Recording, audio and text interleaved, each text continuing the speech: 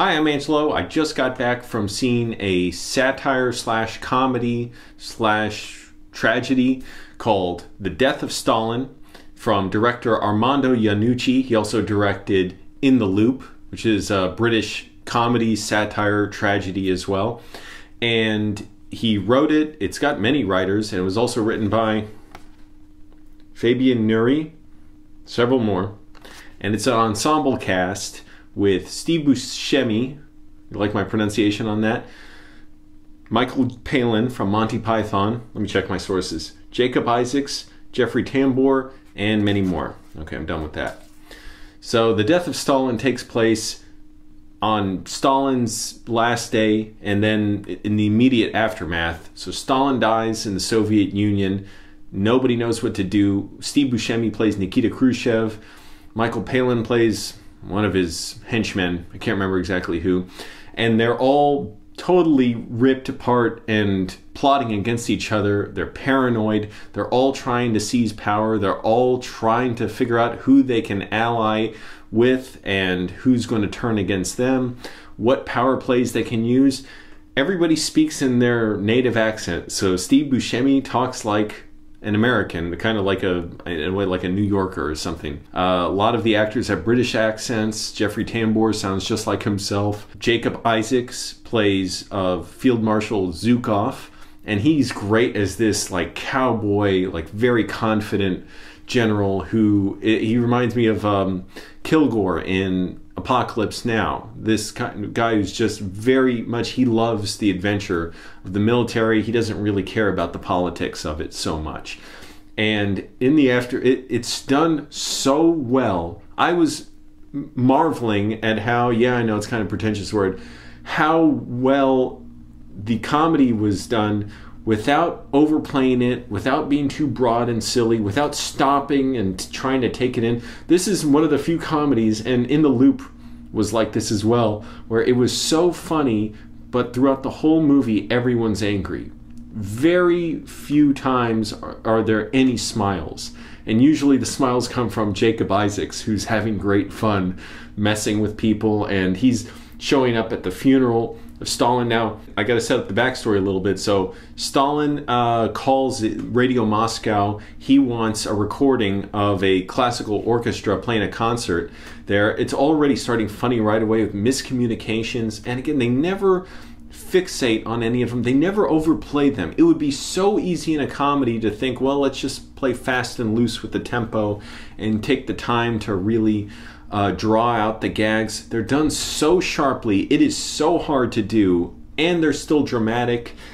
The story is still kind of tense because you always kind of worry who's going to be able to trust who. And even though these people are like bumbling, like middle-class middlemen in a way, it's all men, and they're all got these domestic disputes and squabbles, and it's a very domestic thing, their concerns, and yet it's all life or death, and they're constantly signing the death warrants of thousands of people, and it's all done out of paranoia and to please Stalin. And Stalin calls for this recording. They didn't record the concert, so the radio director, he's terrified. He goes out yelling for everybody to sit back down before they're about to leave the show, and the orchestra to sit back down. They need to do the performance again, record it. There's a sort of comedy of errors, but it goes from there to the pianist at the concert has had family killed. The pianist is played by Olga Kurlyenko. I think I pronounced that right. She hates Stalin. She's the only person in the movie with a conscience, basically. And she says she's not afraid of him. She writes a note that has poison on it, sends it to Stalin with the recording of the concert on a vinyl album. Stalin touches it, basically dies. And the funny thing about it, in addition to all the great ways these characters just hate on each other and are constantly bickering and trying to figure out how to get an advantage. They would trade each other's lives just to get a little bit of power. The movie basically plays to somewhat of the reality of what happened. Now, obviously, it wasn't really a comedy, I'm sure. But I say it plays to the reality in that I'm amazed at how they were able to retrofit this comedy onto the real events. So they stick to some of those facts, but obviously everything else in there is a lot of crazy plays for power. Joseph Stalin's daughter is a character who keeps being the foil in everybody's plans, and everybody's worried about pleasing her because they're worried if Stalin is going to... At first, it's like he falls down and he's in a coma, and then he wakes up and he dies. In real life, he just collapsed and whatever. Nobody wanted to check on him for a couple hours, and they wanted to make sure he's dead. That's it. But it makes for a funny scene where they're lifting up his body, and Stalin pissed himself, and every person who steps in the room, one after another, keeps stepping in the piss on the carpet, and they're like, oh no, don't step in that. But they never overplay it. It's always a surprise. Every time someone steps, Steve Buscemi kneels in it. He's he's grossed out, and then somebody else steps in. They're like, "Whoa, no, don't step right there." And then somebody else steps in. They step in, and they're like, "Is that?" And so they pick up. But it's never done to be silly. The characters are always angry. They're always... You feel a little bit of their fear, and the movie shows, although they put it slightly off screen, a lot of these mass arrests and killings, which were just madness the way they were done. They want to plan Stalin's funeral. They have a meeting, also all the members of Stalin's inner circle trying to decide, well, what would Stalin have wanted? Who's going to take over the party and the country? They have these hilarious meetings where they all have to sort of basically lie to each other about their intentions, and they know they all have to lie in order to sound loyal to the party. It is the funniest damn thing when like everyone's trying to sound the most loyal and the most dedicated to Stalin and the most patriotic and the most strongly communist, and they're all kind of looking at each other like, yeah, we get it too. We all know what's going on, and yet they're all willing to inform on each other and trade in each other's lives just to get a little bit of power for themselves. Just great scene after scene. So eventually they have to plan Stalin's funeral. Nikita Khrushchev, played by Steve Buscemi. I mean, Buscemi is hilarious to watch regardless, but he's so good. He's constantly pissed off. He doesn't want to plan the funeral. He's like, what the fuck do I know about planning a funeral? They cuss a lot in the movie. It's so funny. I won't even spoil anything. I'm going to save one of the best lines of the movie for the end of this review. Steve Buscemi has these fucking amazing one-liners, as do everybody else virtually. Jacob Isaacs, he has so much fun as Zhukov coming into the funeral. So when they're planning the funeral, there's all these like misunderstandings, and it's not only Stalin's daughter everybody's worried about pleasing, but Stalin's madman, drunk, raving lunatic son, Vasily, who everybody has to respect even though nobody wants to put up with him.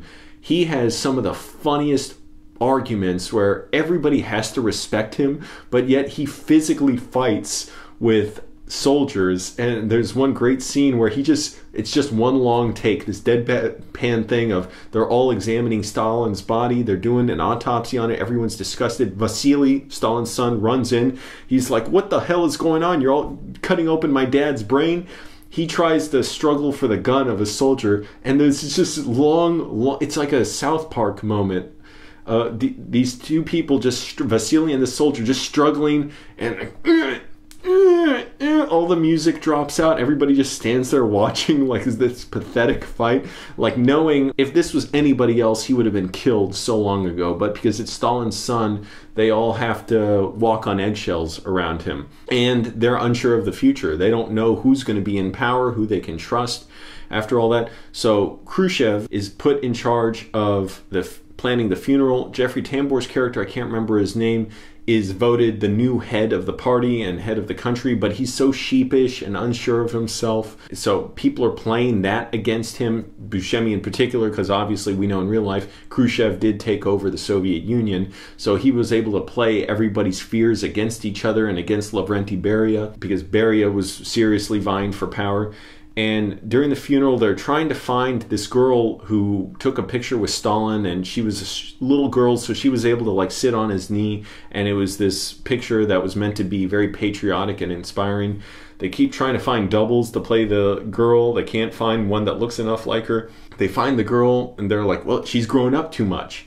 And so we can't have her. We need somebody who's tiny, you know, who's this high. Mark it on your pants with a chuck. I can't adequately explain it this movie deserves so much credit for being able to go through all that, keep the plot moving forward, keep it interesting, and not stop drawing out the comedy and making it dull, which so many comedies are prone to do. It's so hard to do comedy. Watching this, I was amazed. I felt like I'm just a wannabe compared to the writers of this film. A lot of films, I'll be envious of the director if I really love the direction. A lot of films I'll be envious of the actors if I feel they were great, and they are in this movie. This film I was envious of the writers because I can't believe what they were able to write, and I'm sure they improvised on set, but the way this movie has to move forward so quickly and keep it light while keep it funny and engaging and keep it dramatic at the same time.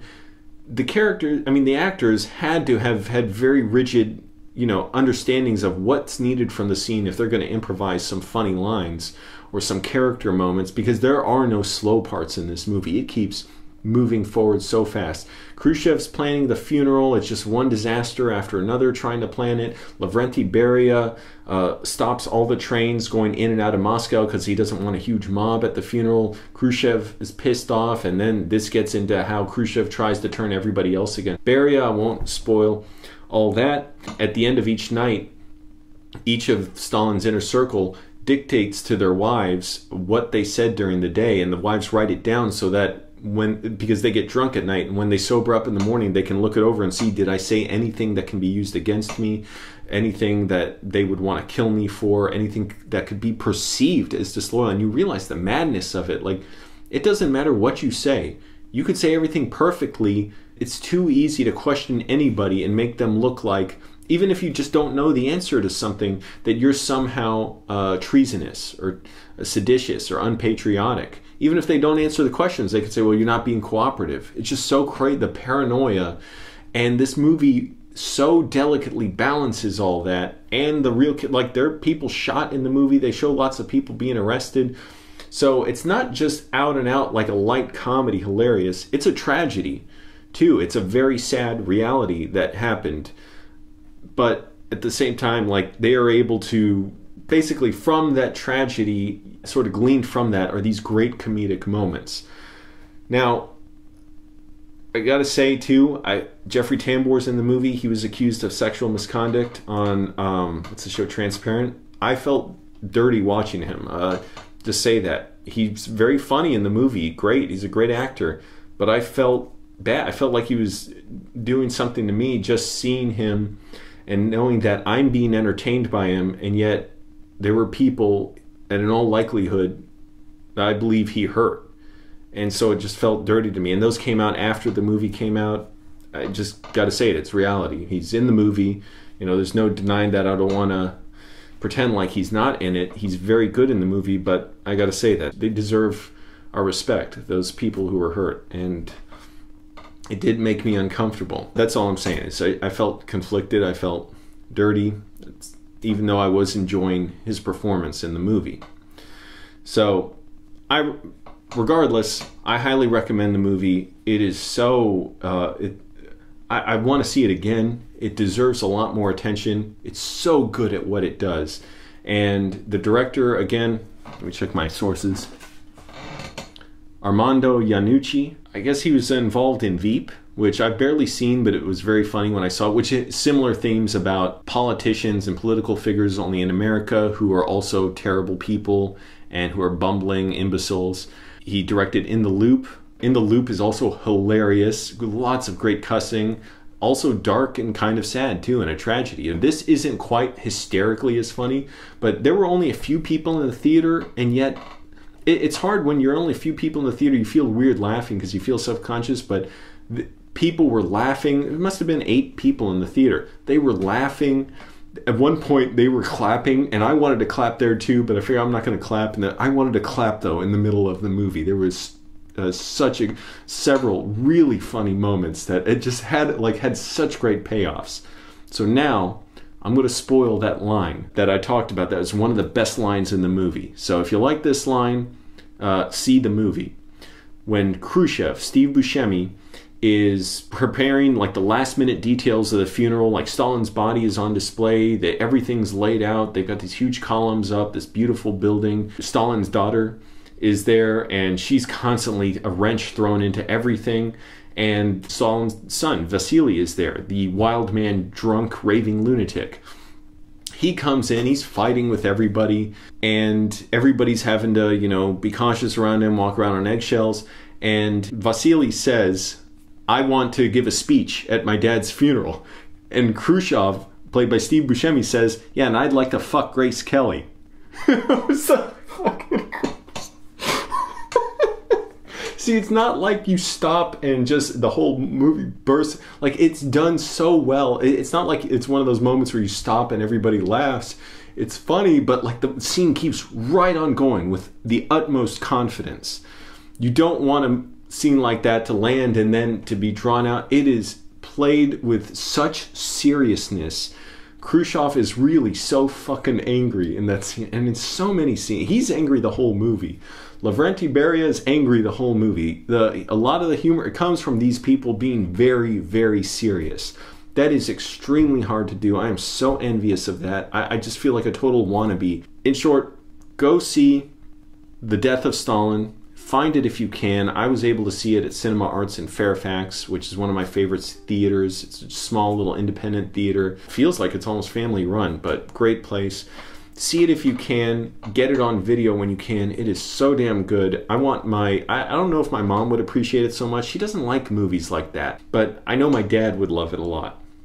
So, see The Death of Stalin. I fully recommend it. It's an incredibly sly, sharp satire that's tragic and dramatic, and just something I love. It just is full of angry people who are being funny, and then it just confidently moves on. It never lingers there to try and get your appreciation. It's fully assured of what it's doing.